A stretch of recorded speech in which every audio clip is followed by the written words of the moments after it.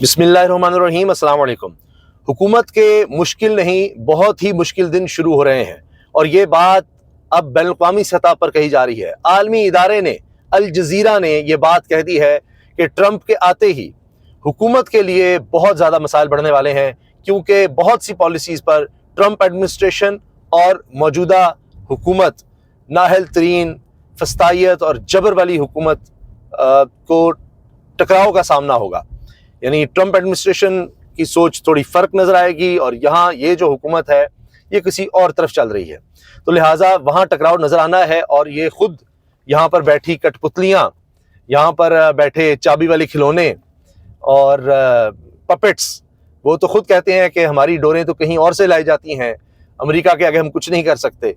तो जब वहाँ पर तब्दीली आ नहीं रही, तब्दीली आ गई है, तो सोचिए कि यहाँ क्या हाल होगा।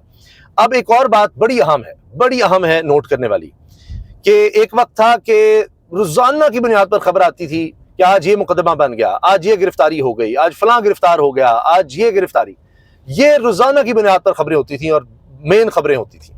अब कहानी बदल रही है। अब मुकदमात की तादाद स्लो होते होते अब बिल्कुल ऐसे लग रहा है ब्रेक की तरफ जा रही है। नए मुकदमे आपको अब सुनने में कम आते होंगे, क्योंकि इतने मुकदमे बन चुके हैं, वही नहीं पूरे हो रहे, उन्हीं की शर्मिंदगी बर्दाश्त नहीं हो रही, उन्हीं को साबित नहीं किया जा रहा। तो दूसरी तरफ मुकदमों की तादाद कम और प्रोसेस स्लो हो रहा है, जबकि रिहाइयों का, रिलीफ का सिलसिला तेज तर हो रहा है। और उसकी एक बहुत बड़ी मिसाल यह है कि डी चौक एहतजाज पीटीआई के मजीद 313 कारकुन जमानतों पर रिहा हो गए हैं, और इसमें यह भी नोट करें मजीद हैं ये, तो लिहाजा तादाद बढ़ रही है रिहाइयों की। पाकिस्तान तहरीक इंसाफ के रिहा होने वालों की तादाद 547 हो गई। 300 से ज्यादा यानी 313 कारकुनों की जमानतों की दरखास्त पर समाअत का आगाज रावलपिंडी और इस्लामाबाद की इंसदाद दहशतगर्दी की खुसूसी अदालतों में हुआ। और दूसरी जानब वज़ीर आला खैबर पख्तूनख्वा अली बिन गंडापुर की हिदायत पर सूबे के सियाती मकामात पर रिहाइश पज़ीर नौजवानों को कर्ज़ हसना फराहम करने का फैसला किया गया है। तो ये जनाब बड़े बड़े फैसले सामने आ रहे हैं, और ये 26 नवंबर एहतजाज के मुकदमात में गिरफ्तार थे पाकिस्तान तहरीक इंसाफ के कारकुन, तो 313 मजीद कारकुनों को जमानत पर रिहाई मिल गई है। अभी अली बिन गंडापुर का मैंने जिक्र किया, उनको भी बहुत बड़ा रिलीफ अदालत से मिला है, उस पर भी आएंगे। अब अल जज़ीरा क्या कह रहा है, मुझे तारुफ करवाने की जरूरत नहीं। अल जज़ीरा अगर ये कहा जाए कि सबसे बड़ा इदारा है इस वक्त दुनिया में, ख़ास तौर पर अगर आप ये कहें कि जिसको मुसलमान यानी कतर का जो ख़ानदान है वो उसको ओन करता है, तो ये बिल्कुल दुरुस्त है कि सबसे बड़ी मुसलमानों की इंटरनेशनल आवाज़ हम कह सकते हैं अल जज़ीरा की सूरत में कहीं सामने आती है। जिन इश्यूज़ पर, चाहे फ़लस्तीन हो या कोई और इस तरह का मसला हो, आपको बिल्कुल इंटरनेशनल मीडिया नज़र आएगा कि बायस्ड है और जानिबदार है। तो ये अल जज़ीरा वहाँ पर मुसलमानों की आवाज़ बनता नज़र आता है। तो वही अल जज़ीरा लिख रहा है, विद ट्रंप लूमिंग, कि ट्रंप आ रहा है, Pakistan braces for foreign policy challenges in 2025। Pakistan के लिए खारजा महाज पर बहुत ज़्यादा चैलेंजेस बढ़ते चले जा रहे हैं, और हुकूमत की तरफ से वज़ीर ख़जाना अपनी कारकर्दगी बड़ी दिखाने की कोशिश कर रहे हैं कि जी मैं बहुत कुछ कर रहा हूँ। और अब उन्होंने कहा है कि 10 वजारतों के 40 महकमे ख़त्म, 28 प्राइवेटाइज, वजारत दिफा और अदलिया में भी डाउन साइजिंग होगी, वज़ीर ख़जाना ने कहा है। लेकिन काबीना में डाउन साइजिंग कब होगी? ये किस तरह की डाउन साइजिंग है जो काबीना में नहीं हो रही, बल्कि वहाँ तो खबरें आ रही हैं कि उसका तो साइज़ जम्बो करना है और मज़ीद लोगों को वहाँ पर शामिल करना है। वहाँ मराद कितनी कम हुई हैं, प्रेसिडेंट हाउस की, प्राइम मिनिस्टर हाउस की मराद कितनी कम हुई है, वो भी ज़रा देख लीजिएगा। मरीम नवाज साहिबा के स्टाफ में कितनी कमी आई है, वहाँ पर कितनी तादाद में लोगों की कमी की गई है, वो भी ज़रा नोट करनी चाहिए। खैबर पख्तूनख्वा में फोर्सेस की कार्रवाइयों में 19 खवारिज हलाक, 3 जवान शहीद हो गए हैं। दहशतगर्दी के खिलाफ जंग जारी है, और इसमें आप देखें किस तरह से हमारे जवान शहादतें दे रहे हैं। रोज़ाना की बुनियाद पर हमें इस तरह की खबरें नज़र आती हैं, बहुत अफसोसनाक है। और जो भी लेटेस्ट फिगर्स आए उनमें भी पता लग रहा है कि एक दफ़ा फिर हम देख रहे हैं कि दहशतगर्दी की लहर में इजाफा हो रहा है। ख़ासतौर पर पिछले 9 साल में, यानी 9 साल जिन हालात को हम पीछे छोड़ आए थे, वो हमें दोबारा नज़र आ रहे हैं, क्योंकि इस हुकूमत की तवज्जो रही नहीं, फोकस नहीं रहा दहशतगर्दी के खिलाफ जंग पर, बल्कि इन्होंने ज़्यादा तो तहरीक इंसाफ पर फोकस रखा। इनके लिए सबसे बड़े दहशतगर्द तहरीक इंसाफ वाले थे। आप इनकी गुफ्तगू देखिए, मरीम नवाज साहब की गुफ्तगू देखें, जिनकी भी आप बात सुनेंगे काबीना में मौजूद, हुकूमत में मौजूद, वो दहशत गर्दों के लिए नजर आएगा आपको कि उतने अल्फाज नहीं बोल रहे, उतने जुमले नहीं, उतनी प्रेस कॉन्फ्रेंस नहीं, उतनी मजम्मत नहीं होगी जितनी आपको तहरीक इंसाफ की नजर आएगी। ये खुद कहते हैं कि जी तहरीक इंसाफ वाले दहशत गर्द हैं। तो जब आप पॉलिटिकल वर्कर्स को दहशतगर्द कहेंगे तो आपने तो उन पर फोकस रखा हुआ है, इनको गिरफ्तार करो, सीटीडी को लेकर, और जितने भी डिपार्टमेंट्स हैं, पुलिस है, अदलिया का वक्त आप देखिए ना, प्रोसिक्यूशन का कितना वक्त लग रहा है जी ये तहरीक इंसाफ के खिलाफ ही। तो दहशतगर्दी के हवाले से ये नजर आता है कि फिर ये बहाने करते हैं कि जी वो फलां दौर में हुआ था जी, ये इमरान खान ले आया, तो बाजवा साहब फिर उस वक्त क्या कर रहे थे, वो एक अलग कहानी, उस पर हम तफसील से बात कर चुके हैं। कुर्म में हालात बदस्तूर कशीदा, मुतासर इलाकों में अशिया खरोनोश और अद्वियात की किल्लत। ये बड़ी तशवीशनाक बात है कि मुआहिदा होने के बाद भी हालात अभी तक काबू नहीं आ रहे। रास्ते न खुलने की वजह से तीसरे रोज़ भी इमदादी सामान रवाना ना हो सका, बल्कि ये भी खबरें आई हैं कि बहुत सा सामान वापस भेज दिया गया कि ख़राब हो रहा था। और अद्वियात की किल्लत भी पैदा हो गई है, खाने पीने की चीज़ों की किल्लत पैदा हो चुकी है। तीसरा दिन है इमदादी सामान नहीं जा पा रहा। ज़िला इंतज़ामिया कुर्म के मुताबिक एपेक्स कमेटी और सूबाई हुकूमत के फैसलों पर हर सूरत अमल दरामद यकीनी बनाया जाए। पारा चनार प्रेस क्लब के बाहर धरना देकर रोड बंद करने वालों पर भी मुकदमात दर्ज कर लिए गए हैं और कहा जा रहा है कि तमाम रास्तों पर आमदोरफ्त यकीनी बनाई जानी चाहिए। 5 दहशत गर्दों में अब तक 3 पकड़े गए हैं जिन पर FIR थी, जिन्होंने हमला किया था काफिले पर, जिसमें डिप्टी कमिश्नर जख्मी हुए थे। मजीद दहशत गर्दों और दीगर नामालूम हमलावरों की गिरफ्तारी तहकीकात के लिए कोशिशें जारी हैं। अच्छा जी, इसके साथ साने 9 मई के 13 मुकदमात की समाअत मुलतवी, केसेस के चालान तलब।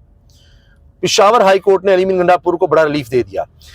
जस्टिस जमाल खान मंदोखेल साहब के जो रिमार्क्स हैं इस वक्त मिलिट्री ट्रायल्स के हवाले से, वो बड़े हैरान कुन है और वो बिल्कुल एक अलग सोच के साथ नजर आ रहे हैं। सिविलियन का मिलिट्री ट्रायल APS जैसे मुजरमों के लिए था, सबके साथ वो बर्ताव किया जा सकता है, इन्होंने सवाल उठाया है। जस्टिस मुसरत ने ये कहा है, जस्टिस मुसरत साहिबा ने, मौजूदा केस में 9 मई वाले मुलजमान तो आर्म फोर्सेस से ताल्लुक नहीं रखते। जस्टिस जमाल मंदोखेल के रिमार्क्स।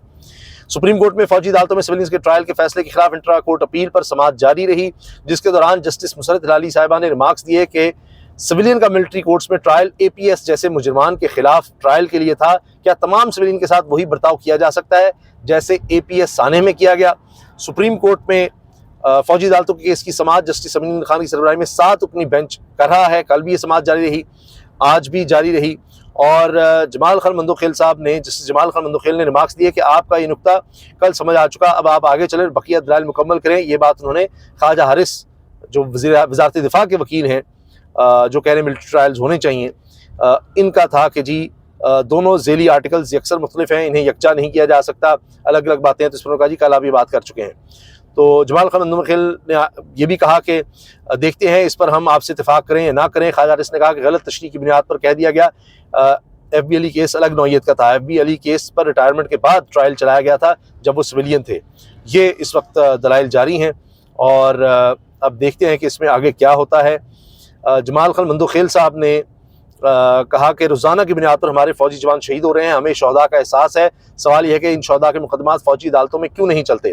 अगर कोई महज सोच रखता हो क्या इसके खिलाफ भी मिलिट्री कोर्ट्स में केस चलेगा? सवाल यह है कि कौन से केसेस हैं आर्टिकल 8 की शिक 3 के तहत मिलिट्री कोर्ट्स में चलेंगे? जस्टिस मोहम्मद अली मजहर ने कहा कि हमें बताएं मिलिट्री कोर्ट से मुतालिक बैनुल-अक़वामी प्रैक्टिस क्या है। वकील वज़ारत दिफा ने मौक़िफ़ अपनाया कि बैनुल-अक़वामी सतह पर मैं मिसालें पेश करूंगा।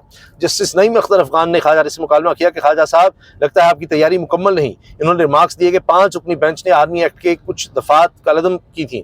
अगर हम भी इन दफात को कलअदम रखें फिर तो सिविलियन का फौजी ट्रायल हो ही नहीं सकता। अगर हम किसी और नतीजे पर पहुंचे तय करना होगा कौन से सिविलियन का फौजी ट्रायल हो सकता है। तो इसी तरह जजेस के रिमार्क्स हैं और अभी तक ये केस चल रहा है और जजेस अभी देखते हैं कि इस पर क्या फैसला देते हैं। फिर अदालत-उज़्मा ने मुलज़मान को कैद तन्हाई में रखने और वकला से मुलाकात न करवाने से मुतालिक जवाब तलब किया है। इस पर देखते हैं फर्दर क्या होता है। और जस्टिस मालूम खंदोखेल ने कहा कि कैद तन्हाई में रखना बहुत बड़ी सज़ा है। अगर 2 दिन किसी के कमरे में बंद कर दिया जाए तो इंसान नहीं रह सकता।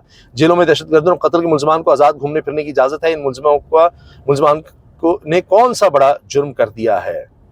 और हफीजुल्लाह न्याजी ने कहा कि वकला के साथ मुलाकात करने की इजाज़त नहीं दी जा रही, सिर्फ माँ बाप और बीवी से मुलाकात कराई जा रही है। ये हसन न्याजी के वालिद हैं, उन्होंने ये बात कही है। कल भी वो रोस्ट्रम पर आए थे, आज भी उनकी तरफ से ये बयान सामने आया है। जो उन्होंने दिया। मंदरुई में कबायलियों का धरना जारी है, खाने पीने के सामान से लदी 25 गाड़ियाँ बिलाखिर वापस रवाना। मैंने आपसे किया ना कि गाड़ियाँ भी वापस भेजनी पड़ रही हैं। और पेशावर हाई कोर्ट से अली मीन गंडापुर को जो रिलीफ मिला है उसका भी आपको तफसील से आगाह कर दें। वज़ीर आला खैबर पख्तूनख्वा की दरखास्त पर अदालत ने इलेक्शन कमीशन से जवाब तलब कर लिया है। एक्सप्रेस न्यूज़ के मुताबिक वज़ीर आला खैबर पख्तूनख्वा की इलेक्शन कमीशन नोटिस के खिलाफ दायर दरखास्त पर समाअत पेशावर हाई कोर्ट के जस्टिस SM अतीक शाह और जस्टिस फ़हीम वली पर मुश्तमिल 2 रुकनी बेंच ने की। और अदालत ने गंडापुर की दरखास्त पर इलेक्शन कमीशन का 20 नवंबर का नोटिस मुअत्तल करते हुए इलेक्शन कमीशन को नोटिस जारी कर दिया है। अभी गंडापुर की गिरफ्तारी के भी ऑर्डर्स हुए हैं, वो भी इनके खिलाफ केस चल रहे हैं, क्योंकि हुकूमत समझ रही है कि इन पर भी प्रेशर डालना है कि ये भी वो किरदार अदा नहीं कर रहे जो हुकूमत इनसे चाहती है। साने 9 मई के 13 मुकदमात की समाअत मुलतवी, केसेस के चालान तलब कर लिए गए हैं और ये केसेस अब चल रहे हैं। और कचहरी अदालत में साने 9 मई के 13 मुकदमात की समाअत हुई, जिसमें PTI रहनुमा शबीर फराज, उस्मान डार, शहरियार खान अफरीदी और दीगर मुलजमान अदालत में पेश हुए और केसेस की समाअत 29 जनवरी तक मुलतवी करते हुए मुलजमान की हाजिरी लगाई और आइंदा तारीख पर इन केसेस का चालान तलब किया गया है। तो केसेस जनाब चल रहे हैं और साथ मुज़ाकरात भी चल रहे हैं। अभी ये भी खबर आई है कि बैरिस्टर गौहर ने कहा है कि जी इमरान खान ने इजाज़त दे दी है कि ठीक है, आप अगर मुलाकात ये नहीं करवाने देते मुज़ाकराती कमेटी की तो फिर भी आप मुज़ाकरात से अभी पीछे ना हटें और तहरीरी तौर पर लिख कर देना है तो दे दें कि जी हमें कारकुनों की रिहाई चाहिए, हमें 26 नवंबर और 9 मई पर तहकीकाती कमीशन चाहिए, ये आप लिख कर दे दें अगर हुकूमत की इतनी ख्वाहिश है। तो उस पर भी अब लग रहा है कि इमरान खान की तरफ से तो पेशरफ सामने आई है। अब हुकूमत किस तरह से आगे बढ़ती है मुलाकात के हवाले से और मुज़ाकरात के हवाले से, इंशाअल्लाह उस पर भी आपको अपडेट रखेंगे। अल्लाह हाफ़िज़।